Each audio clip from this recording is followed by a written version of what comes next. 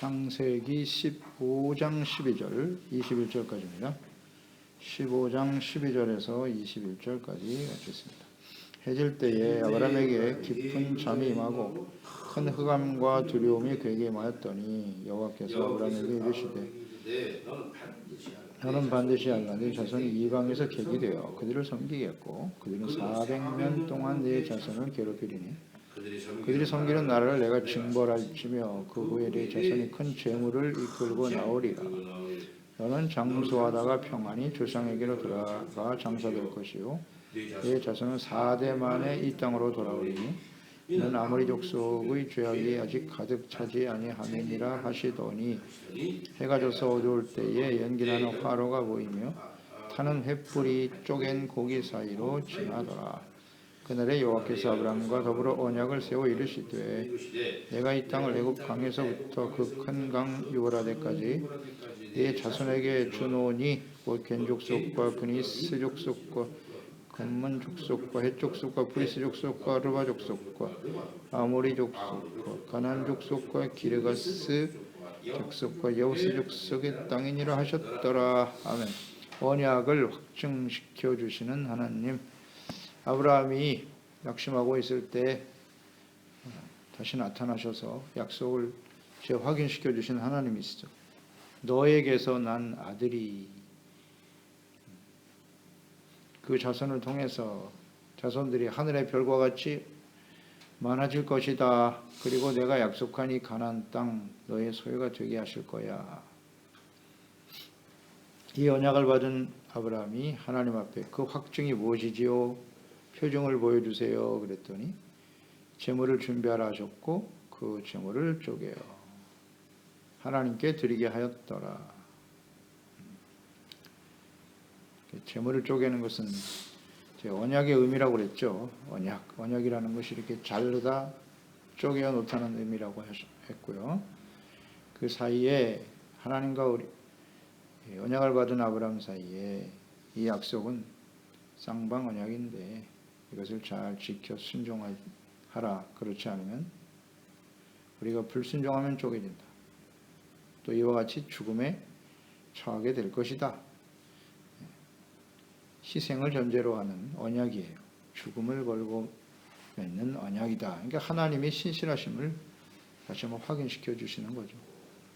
그러니까 언약이라는 것은 믿음과 순종의 관계가 반드시 포함된다는 거예요. 이건 놀라운 진리입니다. 이거 모르면 안 돼요.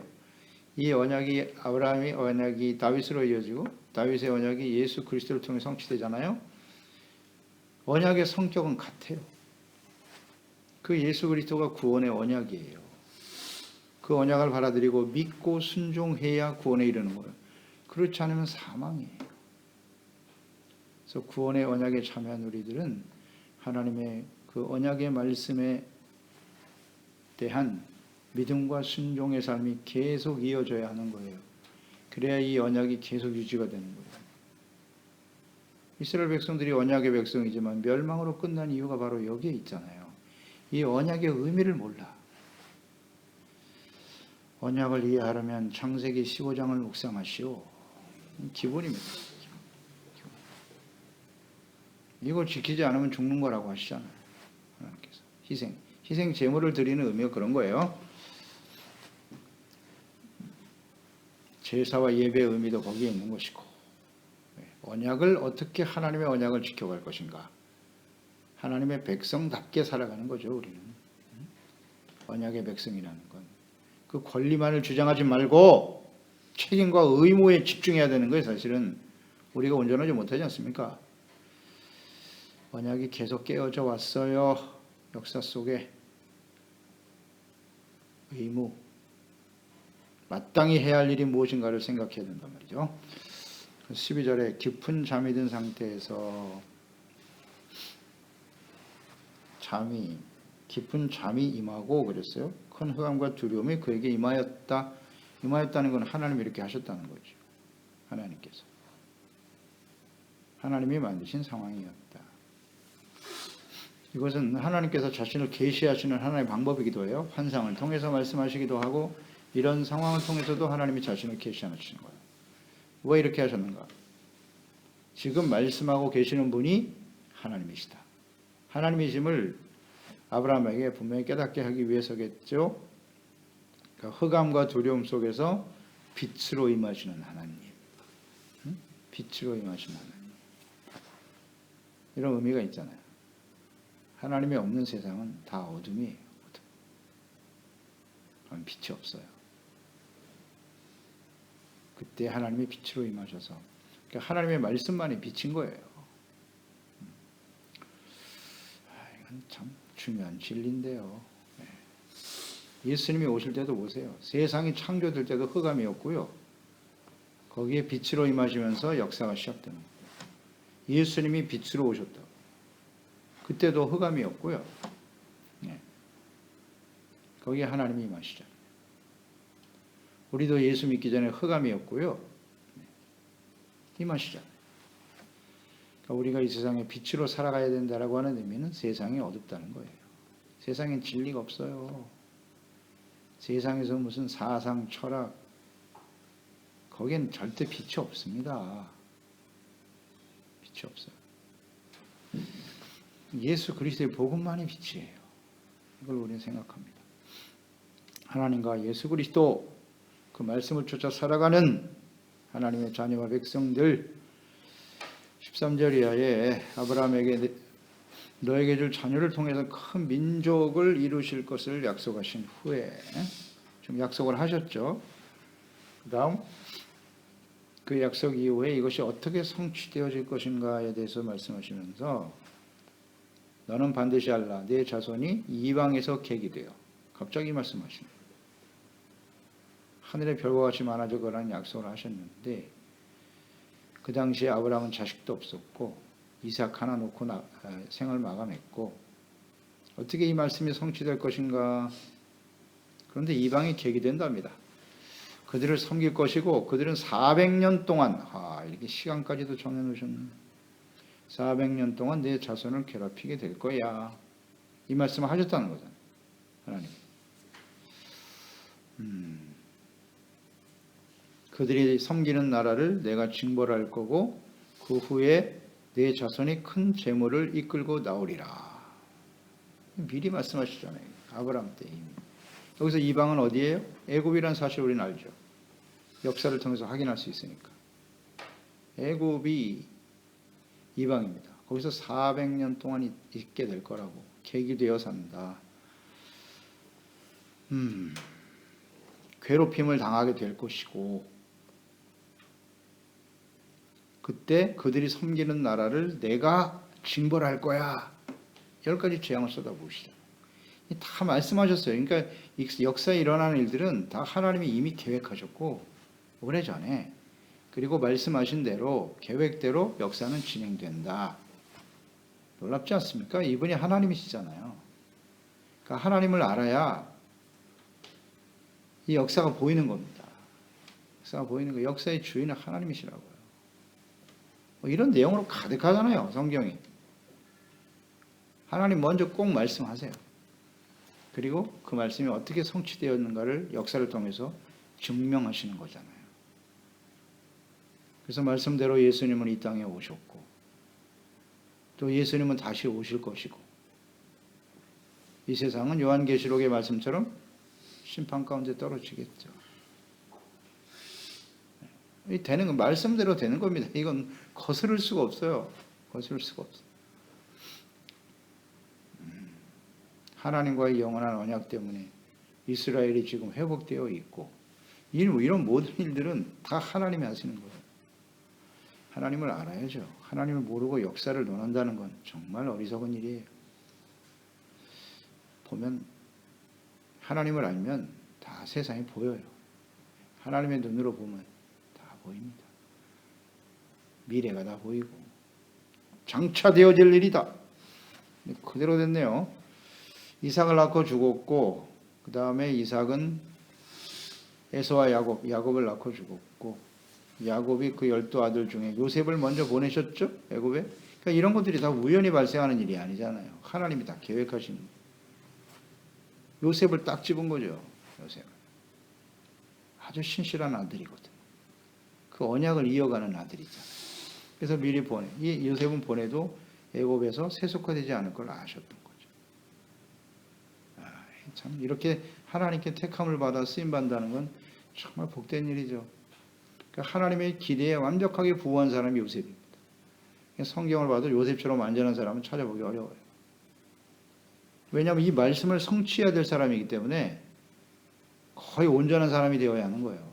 그 억울하게 감옥 속에 들어가서도 거기서도 하나님 앞에 성실하고, 자, 하나님이 높이시잖아요. 쭉 이제 묵상하게 되겠죠. 우리 요셉도 여기에 이미 요셉을 품고 계시는 거예요, 하나님. 그래서 70명이 내려갔어요. 70명이 야곱과 그의 자손들이요, 애굽으로 내려갔습니다. 거기서 400년인데 430년이라고 기록되어 있죠. 출애굽기에는 400년 맞죠. 거기서 크게 번성하게 되지 않습니까? 70명이 내려가 가지고 나올 때 싸움에 나갈 20세 이상의 장정들이 60만이니까 대략 수백만 명의 사람들이 번성하여 애굽에서 나오게 되는 거예요. 하나님의 뜻이죠. 그러니까 이렇게 장차 되어질 일을 미리 말씀하시고 역사 전체를 보고 계신 하나님, 그 이룬 장면을 우리가 보면 출애굽기 12장이죠. 10가지 재앙이 다 쏟아졌어요. 12장에 보면 마지막 재앙이 장자의 재앙이죠. 그래서 6월절을 통해서 6월절 어린 양의 피로 이제 그들은 나오게 되었어요. 그때 하신 말씀이에요. 출애굽기 12장 35절 40절. 이스라엘 자손이 모세의 말대로 하여 애굽 사람에게 은금 패물과 의복을 구하매, 그냥 나오는 게 아니에요. 큰 재물을 이끌고 나온다고 하셨어요. 은금 패물과 의복을 구하며 여호와께서 애굽 사람들에게 이스라엘 백성에게 은혜를 입히게 하사 그들이 구하는 대로 주게 하심으로 그들이 애굽 사람의 물품을 취하였더라. 말씀대로 됐죠? 이스라엘 자손이 람셋을 떠나 숲곳에 이르니 유아 외에 보행하는 장정이 60만 가량이었다. 수많은 잡족과 양과 소와 심이 많은 가축이 그들과 함께하였다. 그들이 애굽으로부터 가지고 나온 발교되지 못한 반죽으로 무교병을 구웠으니 이는 그들이 애굽에서 쫓겨남으로 지체할 수 없었음이며 아무 양식도 준비하지 못하였음이라. 이스라엘 자손이 애굽에 거주한 지 430년이라. 이것이 창세기 15장 말씀, 아브라함이 주셨던 말씀이 성취되는 거예요. 성취되는 거죠. 그러니까 애굽으로 보내셔서 그곳에서 이스라엘을 번성하게 하셨다는 거잖아요. 70명이 수백만으로. 그런데 왜 애굽으로 보내셨을까? 그러니까 이 민족을 번성하게 하시려면 그들이 안전하게 거주할 장소가 필요하셨겠지요. 그러면 그 가나안 땅에서는 계속 갈등과 반목이 있고 전쟁이 계속될지도 모르기 때문에 하나님이 그들을 애굽에 요셉을 통해서 은혜를 입게 하신 후에 그들을 거기에 안전하게 거주할 수 있는 거주지를 하나님이 확보해 주신 거예요. 애굽 땅은 넓으니까. 다 하나님의 계획이죠. 하나님의 뜻대로 이루어지는 겁니다. 그럼 왜 400년이냐? 번성할 때를 기다리신 거죠. 번성하기를 기다리신 거고, 16절에 보면 내 자손은 4대 만에 이 땅으로 돌아올 거야. 이는 아모리 족속의 죄악이 아직 가득 차지 아니함이니라 하시더니, 아주 의미 있는 말씀하셨네요. 400년의 의미는 이스라엘 백성들이 번성하는 기간이기도 하고, 또 가나안 땅을 약속했는데 가나안 땅이 아모리 족속, 가나안 족속들이잖아요. 이들의 죄악이 아직 가득 차지 않았다. 아직 심판의 때가 안 됐다는 거예요. 심판의 때가 안 돼서 기다리고 계시는 거죠. 근데 가면 갈수록 이들은 점점 더 악해지는 거예요. 점점 더 악해져요. 그러니까 이스라엘 백성들이 애굽에서 있는 동안에 애굽에서 일어났던 하나님의 역사를 들었단 말이에요. 다 알아요. 가나안 족속들이 다 알았습니다. 그래서 그 하나님께 돌아올 줄 알았더니 오히려 성벽을 높이 쌓고 대적하고 준비하더라는 거죠. 그래서 그 악이 가득 찰 때까지 기다리시는 겁니다. 이런 것도 우리가 묵상하게 되지요. 그래서 가나안 땅은 하나님이 멀쩡한 사람들을 억지로 뺏어서 주신 게 아니라 그들이 하나님 앞에 돌아올 기회를 줬으나 계속 악을 행하기 때문에 하나님의 공의의 심판이 나타난 거예요. 그리고 그곳에 하나님께서 하나님의 백성들을 거주하게 하시는 거죠. 가면 갈수록 세상은 악해지거든요. 좋아질 리가 있나? 좋아질 리가 있나? 언제나 이거 역사를 통해서 우리는 깨닫는 바예요. 하나님이 없는 세상에는 절대 선한 역사가 이루어지지 않아요. 계속 악해지죠. 그리고 4대 만에 돌아오리라 이런 말씀도 하셨네요. 4대 만에 돌아온다. 그러니까 400년을 4대다. 그러니까 그 당시 한 대는 100년이에요. 100년. 100년을 한 대로 보신 거예요. 100년 이상을 살았으니까 그 당시에는. 그래서 아브라함이 이삭이죠. 이삭 일대 그 아들이 야곱. 야곱의 아들이 요셉과 레위잖아요. 레위. 아브라함이 모세가 레위 후손이니까 레위의 아들이 아브람이죠. 아므람의 아들이 아론과 모세죠. 이게 딱 4대 만에 올라온 거예요. 이게 말씀대로 되잖아요. 이렇게 하나님의 때에 4대에 400년. 비록 모세는 들어가지 못했지만 말씀대로 되더라. 이 성경은 이렇게 역사입니다. 역사. 확실한 증거예요. 15절에 너는 장수하다가 평안히 조상에게로 돌아가 장사될 것이요 라고 말씀하셨네요. 아브라함에게 장수하다가 평안한 죽음을 맞이하게 될 거야. 그러니까 약속의 말씀을 받았고 믿었습니다. 아브라함이 그것을 의로 여김을 받았죠. 그런데 아들 하나 이삭을 남기고 죽었어요. 죽었다. 그러니까 자손이 창대하게 되는 것을 그는 보지 못했어요. 보지 못했습니다. 그리고 죽었는데 그의 죽음이 평안한 죽음이다. 이렇게 말씀하십니다. 평안한 죽음. 자, 우리는 묵상해 보죠. 평안히 조상에게로 돌아가 장사될 거다. 그러니까 이 불확실한 시대에 그때는 뭐 더더욱 그렇죠. 가나안이 완전히 정착된 상태도 아니고 아브라함은 그냥 고향을 떠나서 타지에 살고 있는 거잖아요. 거기서 평안한 죽음을 맞이하고 이렇게 장사를 지낸다고 하는 것은 사실 그게 쉬운 일이 아니에요. 쉬운 일이 아니에요. 전쟁도 경험했지 않습니까?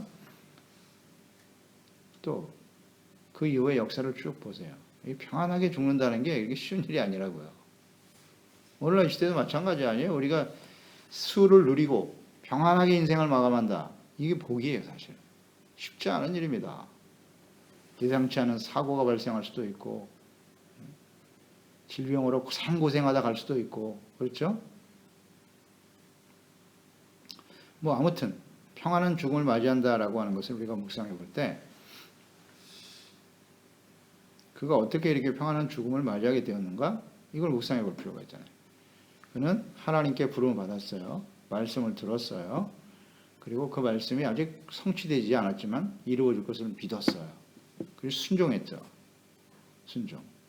그래서 의롭다함을 여김을 받았고, 그러니까 늘 아브라함은 단을 쌓고 하나님과 교통하는 경건한 삶을 살았다는 거예요.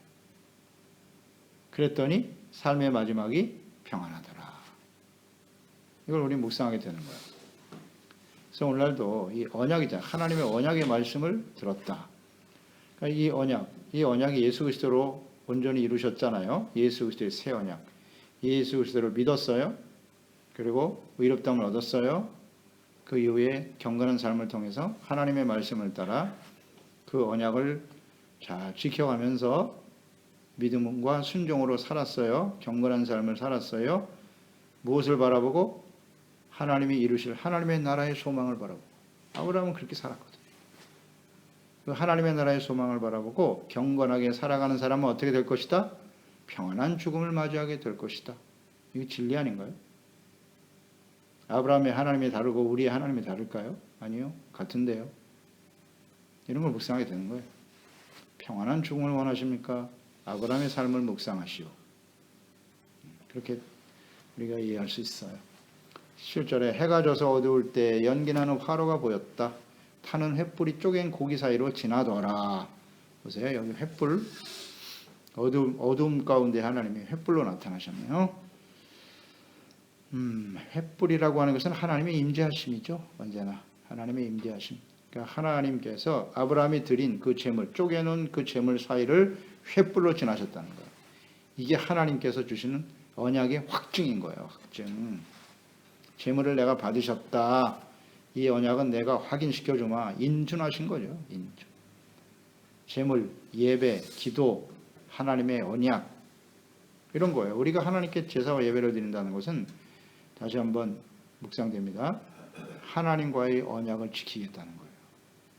우리가 온전하지 못하잖아요. 하나님의 언약을 온전히 지키지 못하기 때문에 제사와 예배를 통해서 우리의 잘못을 주님께 시인하고 용서받고 하나님의 언약을 재확인시켜 주시는 과정이 예배다. 그게 기도다. 그러니까 나의 뜻이 중요하지 않아요. 예배는 하나님의 말씀, 하나님의 뜻. 그렇죠? 그래서 예배는 언제나 하나님의 말씀이 선포되는 거예요. 하나님의 뜻이 이와 같습니다. 예, 제가 그의 뜻을 받아들입니다. 아만이잖아요. 아만. 아멘. 내가 믿습니다. 그대로 되기를 원해요. 그런 사람에게 하나님이 임하시겠죠. 그래, 내가 너와 주신 이 예수 그리스도의 새 언약을 이루어 주마. 그런 뜻이에요. 불로 하나님이 임재하심으로 확인시켜 주는 거예요. 그러니까 예배에 하나님이 임재가 없다? 그건 예배가 아닌 거죠. 예배가 아닌 겁니다. 거기에 하나님이 임하셔야 되는 거예요. 이렇게 말씀으로 임하시고 성령으로 임하시고, 그렇죠? 그래서 확인시켜 주는 겁니다. 확증. 이게 예배. 불로 임하셨다. 그러니까 이 하나님께서 불로 응답하시는 불이 하나님의 임재라는 것은 잘 알죠. 그 이후에도 계속 나타납니다. 이스라엘 백성들이 광야에 있을 때 구름 기둥과 불 기둥으로 하나님의 성소 법궤에 임하여 계셨잖아요. 하나님이 인도하셨죠. 불로 임하셨어요. 이스라엘 백성들. 그럼에도 불구하고 그들은 하나님을 거역했지만, 그 다음 엘리야가 갈멜산에 제단을 올려 기도할 때 불이 떨어졌잖아요. 그 제물을 받으셨다는 거잖아요. 하나님. 그래서 이스라엘의 하나님 여호와가 참 신이다 하는 것을 모든 사람들이 선포했죠. 불로 임하셨다. 또 이것은 계속 이어지면서 구약 성경에도 많아요. 이런 내용들이 많은데, 신약으로 넘어와서 마가다락방, 그곳에 제자들이 120명이 모여 기도할 때 불로 임하셨잖아요. 이 불로 임하셨다는 게 무슨 뜻이고, 누가복음 3장 16절에 사도 요한이 모든 사람에게 대답하여 이르되 나는 물론 너에게 세례를 베풀지만 나보다 능력이 많으신 이가 오시나니 그리스도 나는 그의 신발끈을 풀기도 감당하지 못하겠노라. 그는 성령과 불로 너에게 세례를 베푸실 거야. 이런 말씀하셨어요. 성령과 불로. 그런데 이 말씀이 사도행전 2장 2절 이하 3절에서 성취됐죠. 호련히 하늘로부터 급하고 강한 바람과 같은 소리가 있어 그들의 안전은 온 집에 가득하며 마치 불의 혀처럼 갈라지는 것이 그들에게 보였다. 불로 임하였잖아요. 이게 무슨 뜻이냔 말이에요. 여기에 대해서 사람들은 그걸 이상하게 생각했죠. 불 같은 것이 임하면서 그때 예루살렘에 모였던 타지에서 온 모든 유대인들이 저들이 어떻게 우리나라 말을 알지? 방언이 터졌단 말이에요. 저들이 새술에 취했구나. 술 취한 거 아니야? 그때 베드로가 일어나서 외치죠. 사도행전 2장 16절 이하죠. 이것은 요엘을 통하여 말씀하신 것이 이루어진 거야. 하나님이 말씀하시기를 말세에 내가 내 영을 모든 육체에 부어주리니 너의 자녀들은 예언할 것이고 너의 젊은이들은 환상을 보고 늙은이는 꿈을 꾸리라. 내가 내 영을 내 남정과 여종에게 부어줄 것인데 그들이 예언할 것이고 하늘에서는 기사를 아래 땅으로는 징조를 베풀 것이다. 이 말씀이 이루어진 거예요. 그러니까 불로 임하셨다, 성령이 임하셨다는 것은 사도 요한을 통해서 주셨던 예수님이 행하시는 하나님의 성령의 임재하심의 약속이 이루어진 거고, 더 근원적으로는 요엘서 2장에 말씀하신 하나님의 언약의 성취라는 거죠. 그래서 불로 임하셨다. 이것은 하나님의 언약의 성취를 의미하는 거예요. 이걸 잘 이해해야 해요. 언약이 확증되고 그 언약이 성취됐다. 그 다음 18절 21절에 아브라함에게 주시기로 약속한 땅에 대해서 언급하시죠. 18절에 그날에 여호와께서 아브라함과 더불어 언약을 세워 이르시되, 이 언약과 다 연결해서 우리는 묵상해야 돼요. 이런 모든 상황들을 내가 이 땅을 애굽 강에서부터 그 큰 강 유브라데까지 내 자손에게 줄 거야 확증시켜 주셨네요. 지역까지 딱 정해놓으시고 지역까지 정하셨어요. 그러니까 여기 넘어가서도 안 되고 그 주어진 땅에서 살게 돼 있어요. 이스라엘. 이 말씀은 여호수아서 1장 가나안 땅 들어갈 때죠. 1장 4절에서 다시 한번 확증되죠. 그 광야와 이 레바논에서부터 큰 강 곧 유브라데 강까지 해쪽서 온 땅과 또 해지는 쪽 대해까지 너의 영토가 되리라. 유브라데 강까지 딱 나와 있잖아요. 하나님의 15장에서 창세기 15장에 약속하신 말씀이 400년이 지나고 500년이 지나고 이게 거의 1000년 가까운 세월이 흐른 거죠. 그런데 여호수아가 들어갈 때 이 말씀이 그대로 성취돼요. 유브라데 강까지야. 하나님의 뜻은 변하지 않아요. 더 이상 올라가도 안 돼요. 이 말씀이 언제 성취됩니까? 사실 여호수아 때 이것을 다 성취하지 못했어요. 계속 쫓아내라고 하셨는데 안 했잖아요. 게으르고 나태해가지고. 그걸 쫓아내지 못하면 그것이 너의 가시가 되고 올무가 될 거라고 하셨는데 못했잖아요. 그래서 결국 여호수아가 죽고 나니까 진짜 가시가 됐죠. 주변 나라들이 계속 공격해서 사사시대가 온 거 아닙니까? 이게 언제 완성이 됐냐면 다윗과 솔로몬 시대에 이루어집니다. 그래서 역대하 9장 26절에 보면 솔로몬이 유브라데 강에서부터 블레셋 땅과 애굽 지경까지의 모든 왕을 다스렸다. 이때 성취되는 거예요. 비로소 다윗 솔로몬 시대에 하나님이 주신 약속이 이루어집니다. 그러니까 우리가 계속해서 뭐 성경을 다 역사를 다 압니다만은 묵상되는 바지만 하나님이 정하신 땅을 이스라엘은 넘어가 본 적이 없어요. 이게 중요해요. 하나님의 말씀을 절대 넘어서죠. 그러니까 주변의 나라들은 힘이 강해지면 다 점령하잖아요. 주변 나라들을 점령하죠. 이스라엘은 그런 역사가 없어요. 딱 정해진 그 공간. 이것은 창세기 15장의 기준이 되는 거예요. 이 하나님이 주신 약속의 말씀을 지켜가야 되는 거예요. 그리고 지파들에게 나누어진 그 땅 절대 옮기면 안 돼요. 내가 힘이 있다고 해서 옆에 있는 지파를 침략 절대 그러지 말라고 하셨죠. 그러니까 이걸 지켜가는 것이 언약의 백성이에요. 그래서 언약의 백성 우리가 예수 그리스도를 믿고 구원받은 언약의 백성들이라면 이렇게 욕심을 내면 안 돼. 각자 주어진 하나님이 주신 그 지역 안에서 그 은혜에 감사하고 감격하면서 살아가는 것이 마땅한 거지. 내가 힘이 있다고 해서 다른 사람 것을 지배하고 다스리려고 하는 이건 절대 옳지 않아요. 소위 말하는 제국주의 선교 아닙니까? 근대에 이르러서 말이죠. 영국을 비롯한 힘을 가지고 주변 나라들 다 정복하고 그러면서 내가 복음을 전할 거야. 아니거든요. 에스파냐도 마찬가지죠. 남미 전체를 다 그냥 사람들을 죽이고 지배하고 다스리면서 제국주의 거기다가 십자가를 심었다는 거 아니에요. No. 역사가 뭐라고 해요? 실패라고 말하잖아요.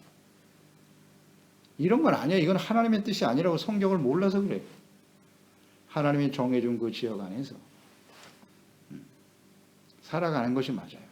근데 우리는 이렇게 자꾸 늘리는 거 좋아하잖아. 번성하고 늘리고 확장하고 이게 다 욕망이에요. 욕망. 거기에 무슨 여러 가지 명분을 붙이고 뭐 하나님의 뜻이 어떻고 아무리 성경을 찾아봐도 그런 뜻은 없어요. 딱 보세요. 정확하게 정해놓으셨잖아요. 그 이상을 욕심내지 말라는 거 아니에요. 그게 하나님의 백성들의 삶인 거예요. 아무리 힘이 강해져도. 그래서 우리는 자족하는 비결을 배워야 돼요. 자족하는. 주어진 일에 감사하고 더 많이 주시면 나누고 이 말씀 속에 다 들어있네요. 기도하겠습니다. 하나님 아버지 창세기 말씀 너무나 소중하네요. 하나님의 뜻이 어떠하신지 또 그의 언약의 백성이 되어 살아간다고 하는 것은 무엇을 의미하는 것인지 하나님께서 아브라함을 통해서 아브라함이 믿음의 조상이니까요. 그 언약의 백성 예수 그리스도를 통해서 언약에 참여한 사람들은 아브라함과 함께 복을 받는 겁니다. 아브라함은 의롭다함을 얻는 믿음으로 의를 얻는 복을 받았고 우리도 그런 복을 함께 받았죠. 그리스도 안에서의 새 언약을 받은 사람들은 예배를 통해서 하나님의 언약 약속의 말씀이 확증되어지는 것이고요. 우리는 믿음과 순종을 결단하는 시간이기도 하죠. 그래서 하나님이 정해주신 하나님의 뜻을 쫓아 하나님의 말씀에 순종하는 하나님의 백성답게 살아가는 것이 얼마나 중요한가. 이게 큰 복이로구나 하는 것을 깨닫습니다. 주여 이 하나님의 말씀대로 세상 역사는 흘러왔고요. 또 앞으로도 그렇게 진행되어질 것입니다. 그렇다면 오늘 이 시대에 우리는 어떠한 사람이 되어야 마땅하뇨. 잘 깨닫게 하시고요. 이 하나님의 구원의 역사, 이 하나님의 뜻이 우리 자녀 세대들에게 잘 계승되어서 이제 우리 예수 그리스도의 재림과 마지막 심판을 앞두고 있는 시대인데요.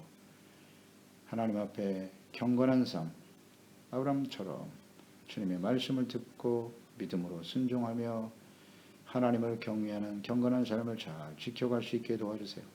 예수님의 이름으로 기도드리옵나이다. 아멘.